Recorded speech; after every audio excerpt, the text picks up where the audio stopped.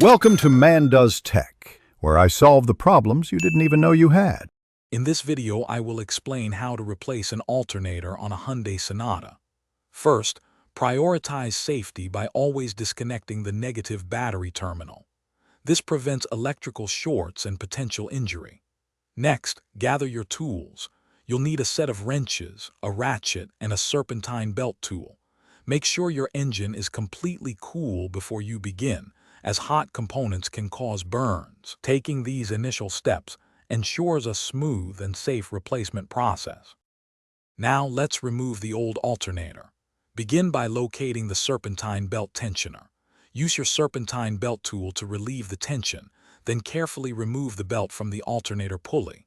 Next, disconnect the main power wire and the smaller electrical connector from the back of the alternator. Finally, unbolt the alternator from its mounting points. There are typically 2 or 3 bolts holding it in place. Once unbolted, you can carefully remove the old unit. With the old alternator out, it's time to install the new one. Carefully position the new alternator into its mounting brackets. Insert and securely fasten all mounting bolts.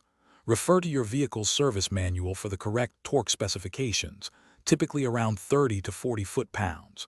Reconnect the main power wire and the smaller electrical connector, ensuring they are tight and secure. Double-check all connections before proceeding to the next step. For the final steps, reinstall the serpentine belt, making sure it's correctly routed over all pulleys. Then, securely reconnect the negative battery terminal. Start your engine and immediately check the charging voltage with a multimeter across the battery terminals. A healthy charging system should show approximately 13.8 to 14.5 volts. If the voltage is within this range, your new alternator is working correctly, and you've successfully completed the replacement. Thanks for watching. If you found this helpful, don't forget to like and subscribe.